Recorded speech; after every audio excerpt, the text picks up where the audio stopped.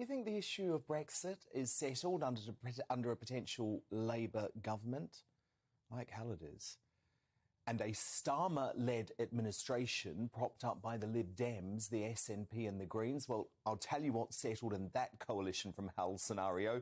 The biggest democratic mandate in British history will almost certainly be overturned. Listen to Labour's failed London Mayor, Sadiq Khan, proudly boasting about what his party really feel about Brexit just this week. Should the Labour Party at a national level be agitating for rejoining the single market? I believe we should. Spot on. Worse, that's the biggest piece of self-inflicted harm ever done to a country leaving the European Union. Then there's Labour's Shadow Justice Secretary, Anna McMorran, who was recorded making the jaw-dropping admission that the party getting back into office would allow them to renegotiate a closer deal with Brussels and even rejoin the EU. Which was, could we ever return to the EU single market? I hope so. Getting into government, there might be some scope then to renegotiate. We certainly need to renegotiate the current deal, certainly. And I hope eventually that we will get back into the single market and customs union, and who knows in the future though. Who knows? That's before we even get to Starmer himself, who expects the British public is so stupid that we forget he led the drive to thwart democracy and hold a second referendum that would tear the country apart.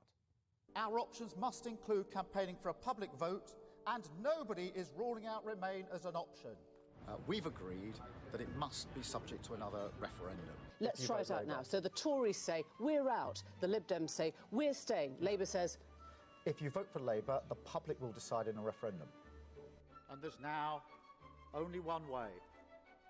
Whether in this government or the next, put it to the people. Will the Labour front bench actually be putting down an amendment for a referendum and then vote for it? I think it's more likely that it'll come from the backbench because almost every victory we've had... Will Labour back it then? Yes. There's only one way to solve this. This has to go back to the people. And Labour says, let's get it away from the politicians, put it back to the public. Yeah. But Labour's position, 3 sentences, get a better deal than his, put it up against Remain in a referendum and do that within 6 months. So that's Labour, folks. Pretty clear where they're at. But when it comes to the Lib Dems, Ed Davey doesn't want to say it publicly, but he will absolutely take us back into the EU without even a form of public vote. The EU single market, do you want to take the UK back into that? We're not talking about that now. But you talked about that at your spring conference. Is that where you want to go? Well, we believe that if you're going to improve our economy, if you're going to get Britain moving again, you need a plan. And that plan is that the EU? Well, I think the EU doesn't want to talk to Britain at the moment. We need a plan. And is that plan, I still don't understand, is that plan still for you? Is your policy still to go back into the EU single market as the Liberal Democrats? Because that's what you will be campaigning on in the next general election, if it is. Before you can even think of that, you need to improve our relations with Europe. And is that what you will be campaigning for in the next general election, going back into the EU single market and free movement of people? Well, I'm not going to write the manifesto now, Sophie. I'm sorry. Translation, yes. And we all know about scheming Sturgeons EU Obsession. The Conservatives have just 6 MPs in Scotland, barely 10% of Scottish representation.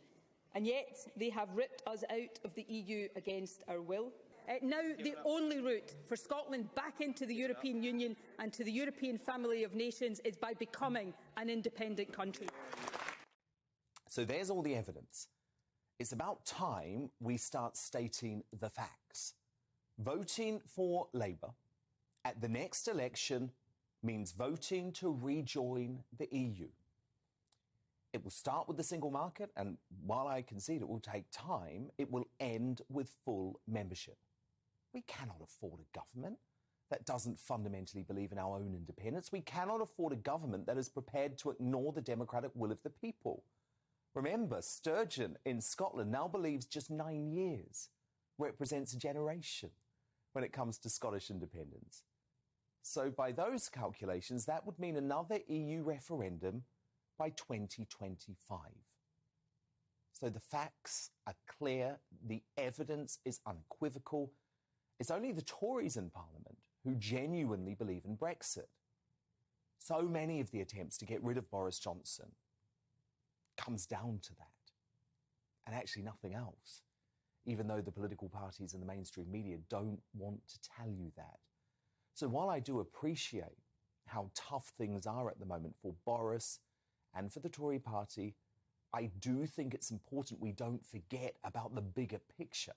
Because mark my words, under a Labour government, Brexit is under threat.